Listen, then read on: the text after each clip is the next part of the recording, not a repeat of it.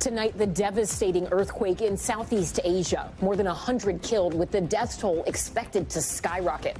Terrifying videos out of Thailand, entire high-rises collapsing, workers running for their lives, buildings shaking so hard, rooftop pools turn into waterfalls. The race against time to find those trapped under the rubble as survivors speak out to Top Story. Carolina's burning. Firefighters trying everything to stop those out-of-control wildfires. What they're doing in South Carolina that they've never done before. Plus, the massive flooding in Texas. Cars submerged, rescues happening right now. And it just turned deadly. Getting Greenland. Vice President JD Vance on the ground in the Arctic country visiting U.S. troops. What he said that has residents worried. Our correspondent is there.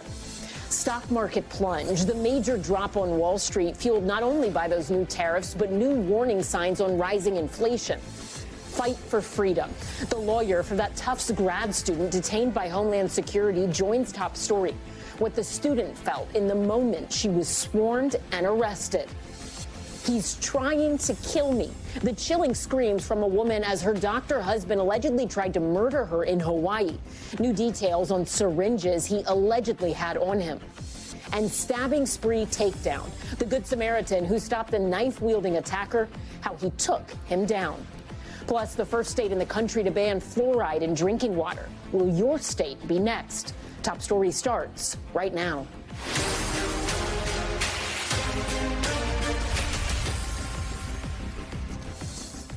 Good evening. I'm Ellison Barber in for Tom Llamas. Tonight, rescue workers desperately racing to find survivors after a powerful earthquake rocks Southeast Asia. At this hour, officials are warning the death toll is expected to rise dramatically. Shocking video as the massive quake sent this skyscraper in Bangkok tumbling in a matter of seconds. People forced to run for their lives. Take a listen as a Buddhist monastery begins to shake.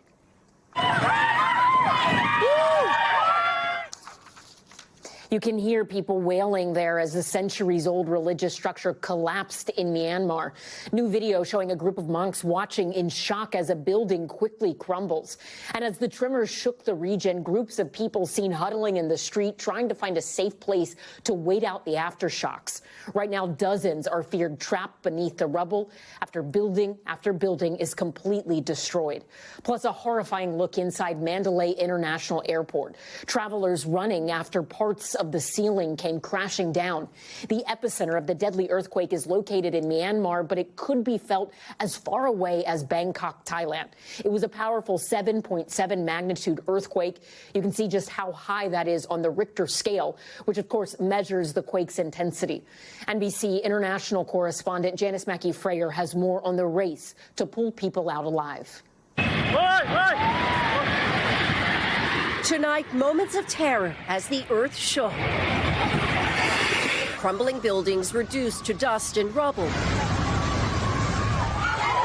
sending people fleeing for their lives. The 7.7 magnitude earthquake striking the heart of Myanmar and felt as far away as Bangkok, Thailand, where this building's swimming pool turned into a waterfall spilling onto the street. At the top of this building, this woman from Atlanta, I'm scared right now, fearing for her life. Inside Myanmar, a state of emergency and the death toll expected to rise as survivors rush the injured to hospitals, people digging through the rubble with their bare hands. The damage catastrophic to roads, bridges, and homes. Families seeking refuge at Mandalay's airport, terrified that more aftershocks would hit. The full scale of the earthquake is still unclear, though experts fear economic loss in the billions of dollars. In Bangkok, emergency workers are getting help from Thailand's army after a 33-story building under construction collapsed in a cloud of dust, trapping dozens of workers in the debris. Sky News correspondent Cordelia Lynch is there. Well, here you can see the scale of the problem up close, just how much rubble they have to clear, and they're using heavy machinery to do it. The nearby Siraraj hospital was forced to evacuate patients. Shivani Dayal is an American medical student working there. A lot of chaos, uncertainty, and fear. Patients are being treated under a highway overpass with temperatures hitting 100 degrees Fahrenheit. I was concerned that even though I was outside, that the whole, 10-story plus building might collapse and that I might still be crushed by it. The rescue operation continues into the night. This woman waiting for her niece, who's 23 years old and missing. She's the hope of her parents, she said. I never thought something like this could happen. A desperate mission here and the chance of finding survivors fading. And Janice joins us now from Beijing. Janice, in the areas that were hit the hardest, do people have enough help on the ground, or are officials looking for more international assistance? Well, listen, Myanmar was cut off by the U.S. and other Western countries after the military seized power in a coup. That was about 4 years ago. But even before that, there were sanctions that have left Myanmar isolated as it continues to grapple with the civil war. That the military junta appealed for international help and promised cooperation to anyone who offered it is a sign that they expect a high death toll from this disaster. Now, China is likely to step up with some sort of assistance, perhaps other countries in the region. The UN says it will give $5 million. The problem is getting what's needed to the people who need it. The logistical challenges here are immense, and time is crucial. Ellison? Janice Mackey-Freyer, thank you. And joining us now live from Bangkok is Fraser Morton. He's a Scottish tourist who is visiting Thailand. He was in a shopping mall when the quake struck. Fraser, thank you so much for speaking with us tonight. Let me just start by saying I'm glad to see you are physically safe. Do you feel safe right now? How concerned are you about the possibility of aftershocks? Yeah, thank you so much. I think now, given that there's been quite a few hours that have passed, most people feel pretty safe. Yeah, I personally feel at the time, obviously it was quite a shock, but now, yeah, given it's the next morning, yeah, I'm feeling in a much better position than I did a few hours ago. Walk us through the initial moments for you. You were in a mall shopping for camera equipment, and that is when you started feeling the ground start to shake. What was it like? Well, I've been in a few earthquakes in my life, and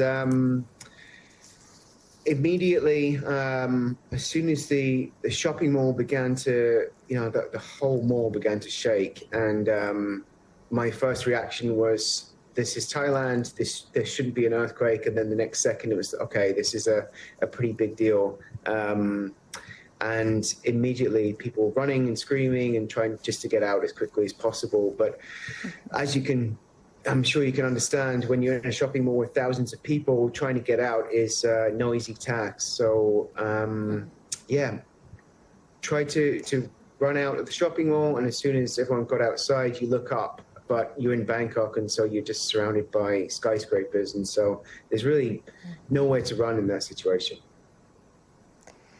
Do you expect to be able to leave the country soon? Do you want to get out soon and head home?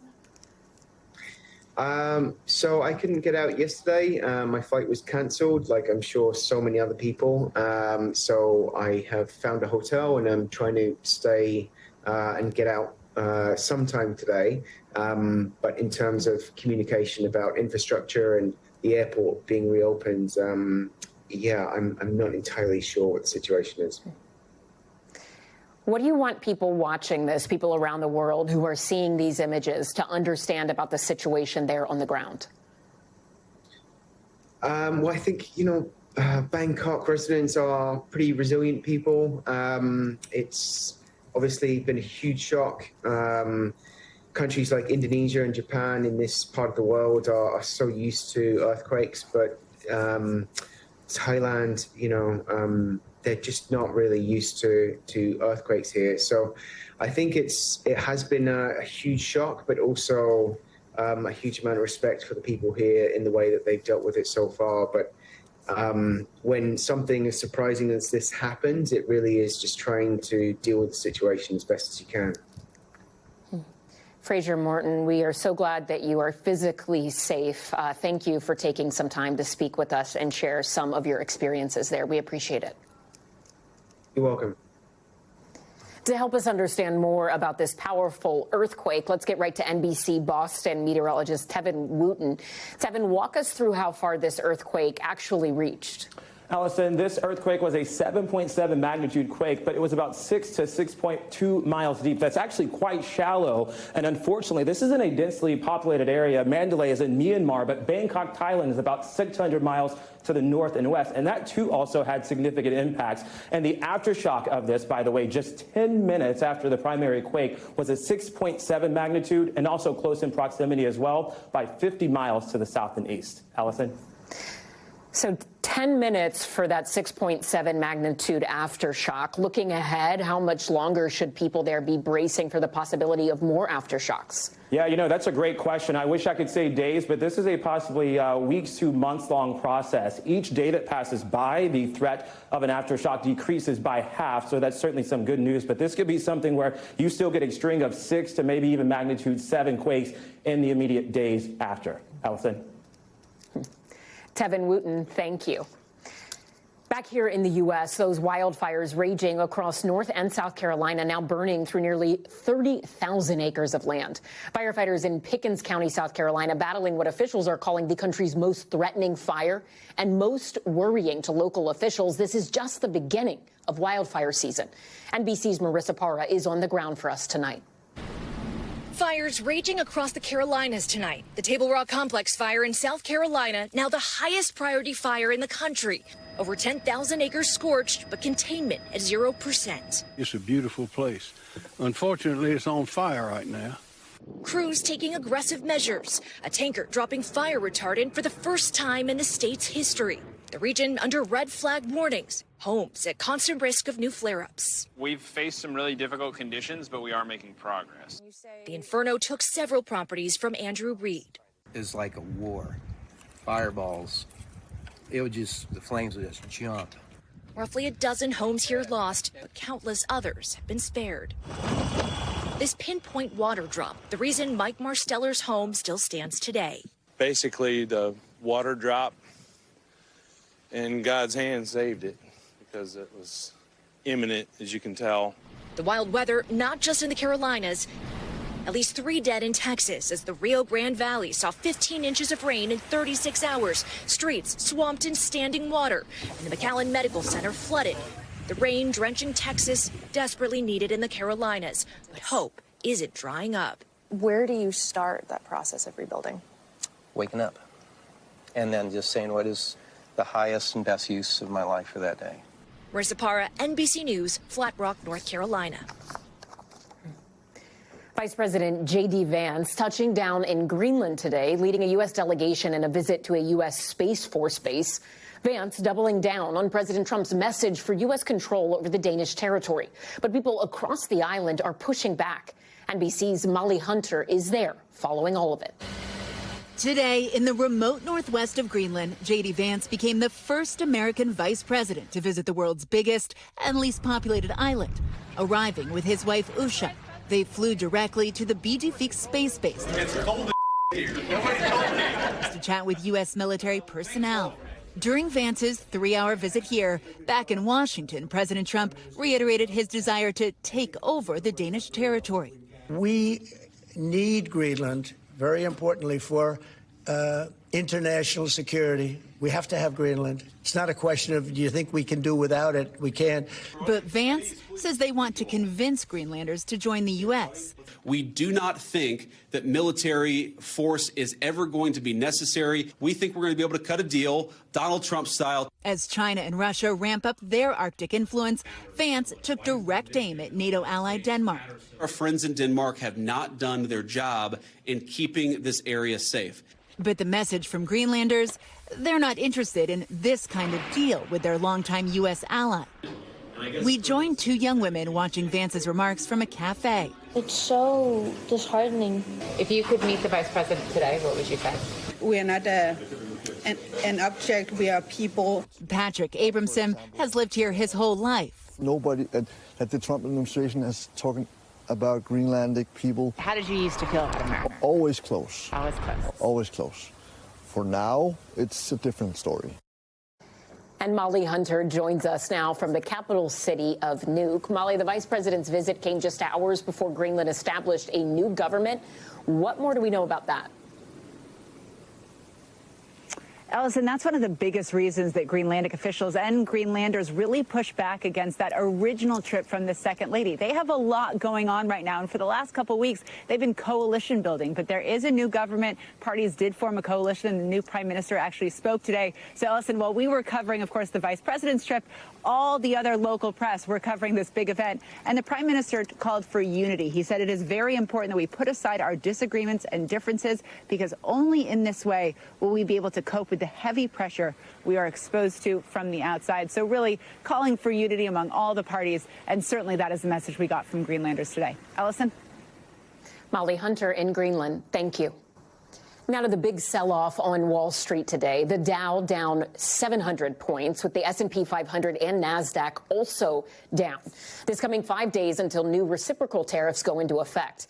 NBC News business and data correspondent Brian Chung is here. Brian, break down these numbers for us. What's the main factor behind this latest drop? Yeah, Ellison, the Wall Street action today seemed to be a reaction to that inflation report that we got this morning, showing that prices in America, at least as measured by this key number called the core inflation, rose by 2.8%. So that means that prices rose by 2.8% between February of this year and February of last year, when you strip out some of those more volatile components like whatever vegetables or oil prices are trading at. Now, that was higher than what economists had expected. They were expecting 2.7%, which means that inflation might be heating up a little bit faster than economists have been hoping. Compound on top of that these concerns that this February report doesn't even factor in some of these tariffs, which we've been talking about, which will largely be inflationary, because if those importers have to pay 25% more for, let's say, a steel beam or an aluminum sheet of foil, well, then they're going to have to pass that on to the consumer as well. We also got a consumer sentiment number from the University of Michigan showing the third consecutive month of declining consumer feeling over how the economy is going. It does kind of feel like this teetering point over the economy as these tariff headlines continue to weigh. Brian Chung, thank you. When we return, the judge's ruling late today in the case of the Tufts student detained by Homeland Security. Her lawyer joins Top Story. How is that student doing? Chilling new details in the case against a doctor accused of trying to kill his wife in Hawaii. What witnesses said they saw him doing to her. Plus, remember that disastrous Fyre Festival? Well, it's back for round 2. Why the organizers had to make a last-minute change of venue.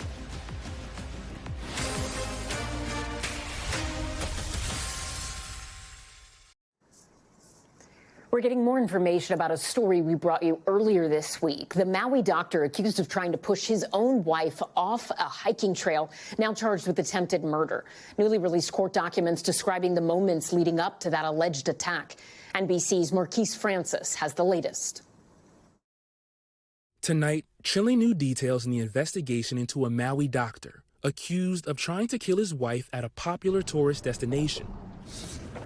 46-year-old anesthesiologist Gerhard Koenig appearing in court Thursday, charged with attempted murder after allegedly trying to push his wife off of a cliff and striking her in the head multiple times with a rock. Police say the attack happened around 10 a.m. on Monday, when the couple was visiting the Puli Lookout just outside Honolulu. According to court documents, the struggle started when 36-year-old Ariel Koenig refused to take a selfie with her husband near the edge of the lookout. She told police he then struck her 10 times in the head with a rock, grabbed her hair and smashed her face in the ground, before grabbing 2 syringes and trying to use them on her, according to the documents.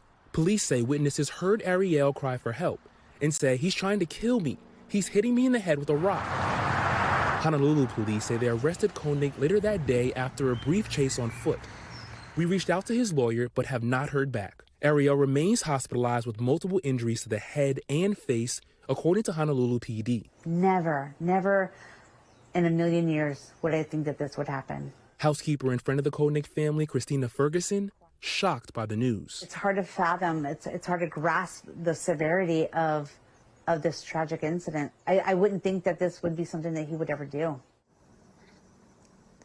Marquise Francis joins us now. Marquise, we've just learned that Koenig has been indicted by a grand jury. What more can you tell us? Yeah, Ellison, I mean, the Oahu grand jury said this indictment reflects, quote, the serious nature of the crime that is alleged in this case. And according to the grand jury bench warrant, Koenig, in this case, he's been ordered not to come within 500 feet of his wife, who we now know, Ariel, filed a restraining order against him yesterday. And previously, the judge had a $5 million bailout, and now he no longer has bail. The police investigation continues, including into the cause. Ellison? Marquise Francis, thank you. New questions swirling around Fyre Festival Take 2. The original 2017 music festival, a widely publicized disaster, landed organizer Billy McFarland behind bars for fraud. Now, with just 2 months to go, still no major artists have been announced, and the location has suddenly changed. NBC's Savannah Sellers has this report. Tonight, with the clock ticking down, a major last-minute change for Fyre Fest 2.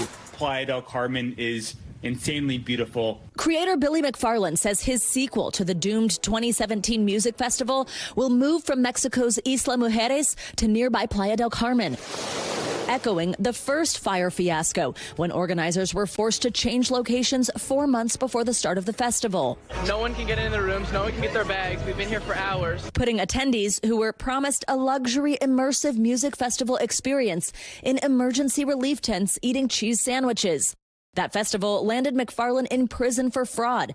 Now he says he's learned his lesson. For me, Fyre Festival 2 is about a second chance to do right by the people around me, and against all odds to fulfill my promises and to turn these nightmares into dreams. Despite the recent venue change, the marketing message remains. Fyre Fest 2 is real, plastered on T-shirts, hoodies, and bucket hats. So I have one ask for you guys. If you could please stop reporting that Fyre 2 isn't happening so I can try to ask for travel permission, that would be really appreciated. But the big question, who will perform when it all starts on May 30th? So we're going to have artists across electronic, hip-hop, pop, and rock. We might have a professional skateboarder do a demonstration. We might have an MMA champion teach you techniques in the morning. We pressed him on bookings in an interview last month. You say we might have. Are any of these for sure haves? Are they booked? So I think what makes Fyre so cool is that we are selling the experience of Fyre. I want to be one of the first festivals that can sell out with no artists. And still at a press event on Thursday, no acts announced. Former NFL star Antonio Brown says he has been booked, but it's unclear what he will perform. Tickets range in price from $1,400 to $1.1 million. An experience McFarland says includes yacht accommodations and will allow guests to, quote, live like the gods. Is it a risk to buy a ticket to Fyre Festival too? I think it's always a risk. You're taking a risk because I made a lot of bad decisions and messed up the first festival. Until it's experienced, there is a risk component to it. Our thanks to Savannah Sellers for that report. When we come back, fighting back, the lawyer for that detained Tufts University student joins Top Story. Their plan to fight deportation. Plus, look at this, how a Good Samaritan took down a knife-wielding attacker. All of it caught on camera. Stay with us.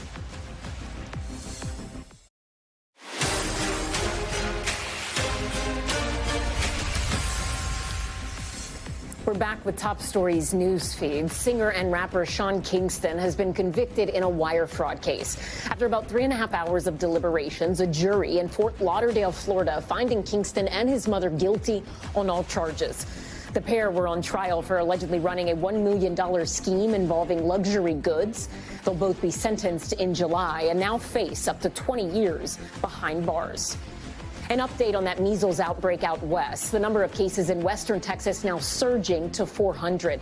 Data showing 73 cases have been reported in just the last 3 days. Fueled by that Texas outbreak, an NBC News analysis of data shows there have been 523 measles cases recorded in the United States in the first 3 months of 2025. That is one of the highest rates this country has ever seen.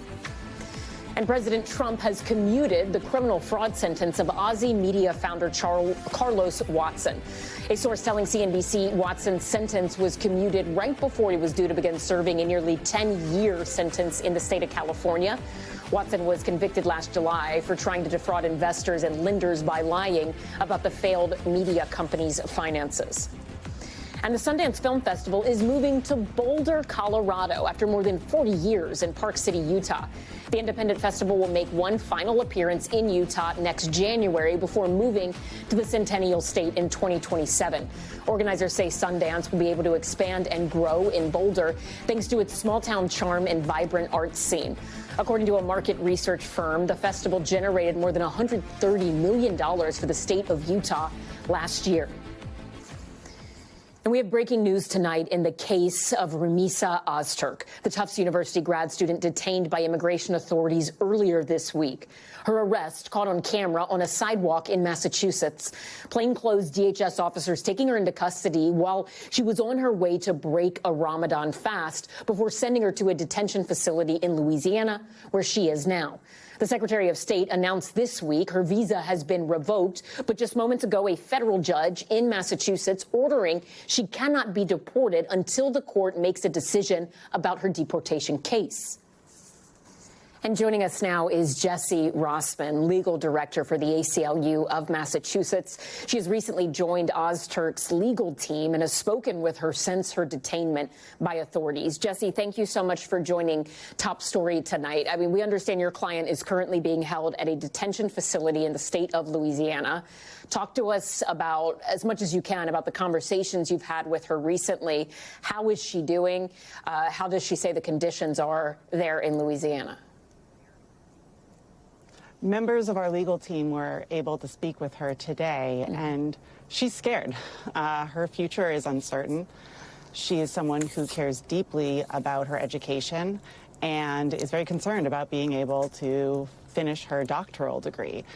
But I would say at the same time, she's also really concerned about what this means for other students, because she knows that if this is happening to her, it can happen to anyone. I think the last thing she's really raised up that is important for folks to know is she's also incredibly grateful for the outpouring of support, both here in her home state of Massachusetts, but also throughout the country, where we have seen people speaking up, standing up, and saying that what's happened is wrong. And we saw today the court in Massachusetts issuing its ruling, essentially saying she cannot be deported until jurisdiction is more clearly determined. Walk us through your initial reaction to that court ruling. Do you feel like you and your team are in a good position to address this legally moving forward, or what do you want to see happen next? Yes, I mean, look, this was a really important next step. Early this morning, the legal team filed an amended petition with the court, and we're ultimately asking the court to send Rumisa back to Massachusetts immediately and to release her from custody. And just about an hour or so ago, we received a court ruling where the court has issued an order ensuring that she cannot be removed from the U.S. until there's a further court order, and also ordering the government to respond to our amended petition by 5 p.m. on Tuesday. And as I said, this is a really critical next step, and her legal team, we're all going to continue fighting so that we can bring her back home.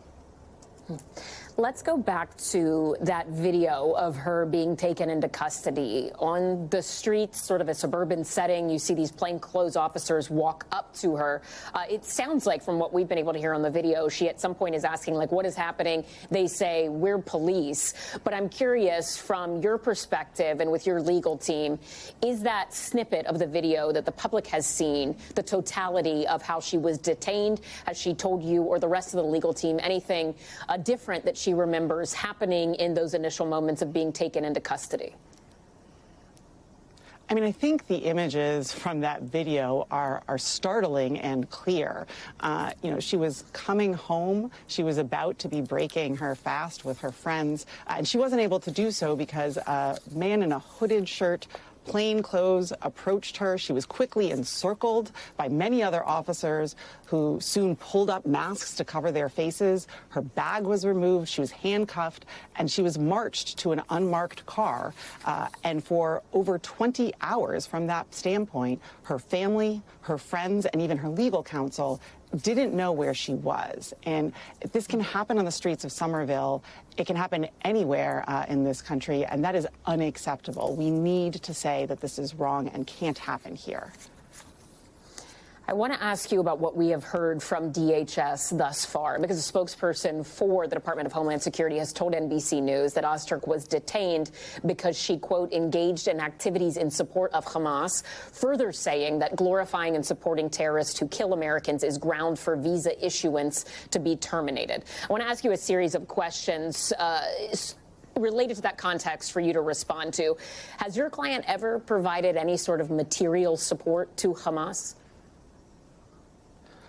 Look, it is abundantly clear that by all accounts, it appears as though the sole basis for Rumesia's detention and arrest and targeting was a single op-ed that she co-authored with 3 other students in her student newspaper, the Tufts Daily, approximately a year ago. This is designed to be targeting her speech, to chill her speech, to punish her for her speech, and also to chill the speech of anyone else who's watching. That violates her First Amendment rights. So that would be that March 2024 op-ed where she'd argued that the university should engage with a student-led push to divest from the state of Israel. That's the extent most of what we had seen so far. We understand her friends have told people publicly that she'd never been involved really in any sort of significant protest on campus. But just to sort of put a fine point on it, to your knowledge, has she ever advocated for anyone who is associated with Hamas or advocated for Hamas specifically in any way? No, I mean, everything that we are seeing, and I think the best indication of this, you could even look at Secretary Rubio's statements yesterday when he was asked point blank by a reporter on the record about Rumesia's case. They referenced the op-ed. They asked about the basis for the government's behavior towards her. And Secretary Rubio didn't reference anything about Rumesia except for that solitary op-ed. This is clearly designed to punish her speech and target her speech in a way that violates the First Amendment and her constitutional rights under the Fifth Amendment to due process. Okay. So just to be clear, to your knowledge, can you say just definitively yes or no whether or not she has advocated for Hamas in any sort of fashion since having a student visa and being in the United States? There's absolutely no evidence of that whatsoever. Okay. According to U.S. law, and we can put some of this up on screen for viewers to see as well, an alien whose presence or activities in the U.S. The Secretary of State has reasonable ground to believe would have potentially serious adverse foreign policy consequences for the United States is deportable.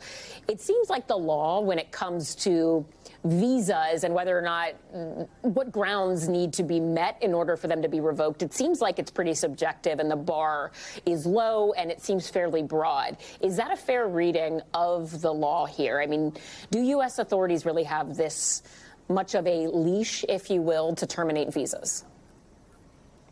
I mean, I think we need to look at the behavior that we're talking about here, where Rumesia was targeted, arrested, detained, and sent over 1,000 miles away to be held in Louisiana. And there's absolutely no basis for that detention. There have been no charges that was brought against Rumesia. There's no allegation that she's a flight risk. There's no allegation that she's a danger to anyone. Her detention has no legal basis, and it violates her rights. What is the next step for you and your team after that Tuesday, which I think is April 1st, 5 p.m. deadline for the court order for the government to respond? What are your next steps legally from there? We're going to be doing everything that we can to ensure that we can bring Rumesia back to her community here in Somerville and to get her released from custody.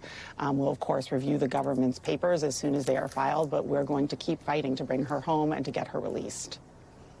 All right. Jesse Rossman with the ACLU of Massachusetts. Thank you so much. We appreciate your time. Thank you.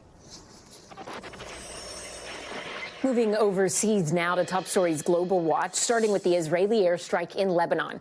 The IDF says it targeted a Hezbollah drone facility near Beirut after warning residents there to evacuate. That strike said to be in retaliation for a rocket attack in northern Israel, a rocket attack Hezbollah has denied carrying out. This is Israel's first strike on Beirut since a November ceasefire deal, but the IDF has continued strikes in southern Lebanon.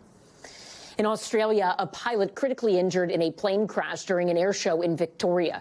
New video shows the small plane in the middle of a demonstration when the pilot loses control and smashes into the ground. That pilot later airlifted from the scene in critical condition.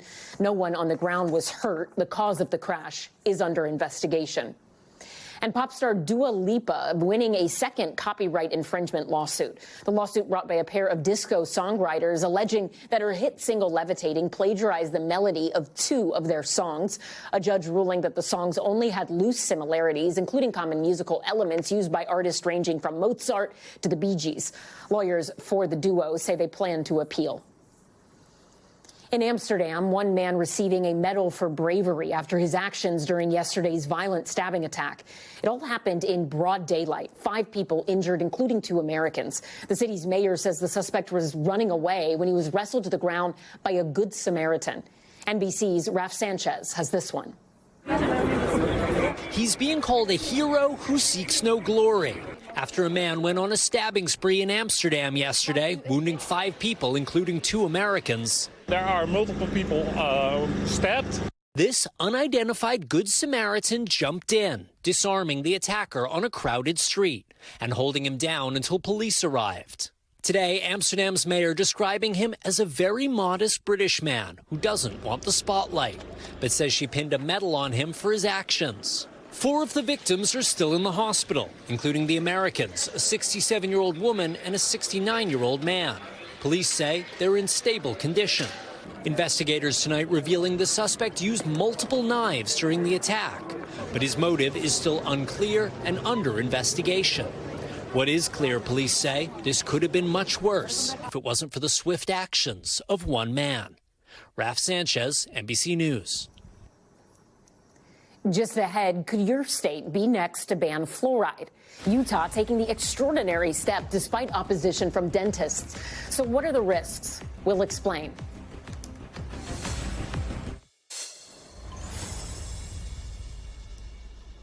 Back now with top stories health check. Tonight, opponents of fluoride taking a victory lap after Utah became the first state to ban the mineral from public water sources. Fluoride has been shown to help prevent tooth decay, but critics like RFK Jr. argue people should be able to decide for themselves whether or not to ingest it. NBC's George Solis explains.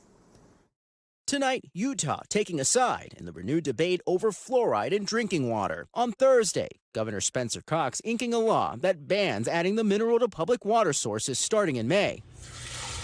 Years of research have found adding fluoride to drinking water reduces tooth decay up to 25%. That practice began in 1945.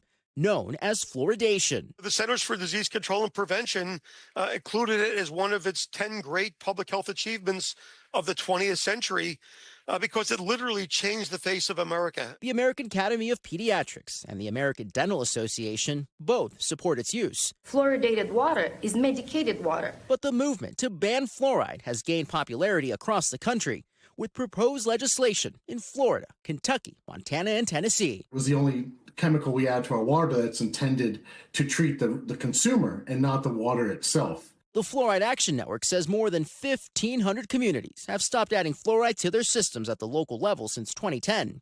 I would say I just feel like it should be a choice of each person. Health and Human Services Secretary Robert F. Kennedy Jr. among the most vocal of critics, posting on X late last year that the incoming administration would advise all U.S. water systems to remove fluoride from public water. I think fluoride is a poison.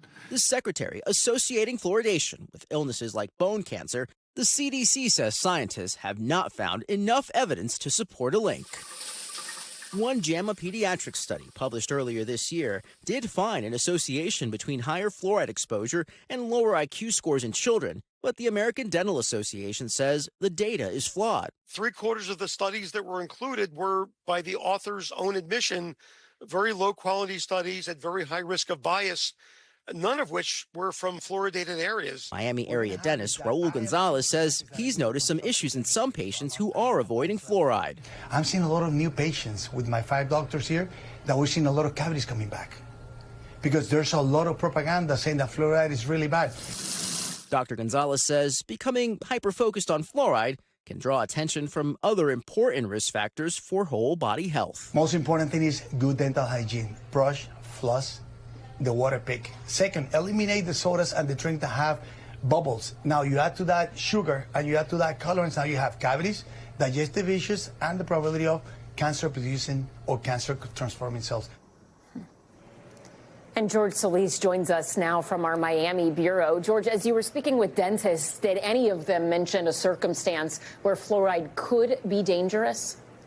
Yeah, Ellison, it's important to note, according to the CDC, the real only documented negative effects of too much fluoride would be a discoloration of the enamel, that covering around your teeth, and small holes. But even in countries where there is high levels of fluoride, it far exceeds anything that we see here in the United States. And as you heard from the dentist there in our report, Dr. Gonzalez there, look, anything in excess is not good for you. He says what we see here with our moderate levels of fluoride in our water shouldn't be harmful, but of course the best thing to do is to obviously check with your dentist, check with your doctors about any concerns you may have about fluoride. Allison? George Solis in Miami, thank you. That does it for Top Story. A quick programming note before we go, though. You can watch Planeta Tierra, hosted by Telemundo anchor Vanessa Walk, this Saturday at 11 a.m. Eastern Time. That's going to air on Telemundo's streaming channel, Noticias Telemundo Ahora. Thank you so much for watching Top Story. I'm Ellison Barber in for Tom Llamas. Stay right there. More news is on the way. Thanks for watching. Stay updated about breaking news and top stories on the NBC News app or follow us on social media.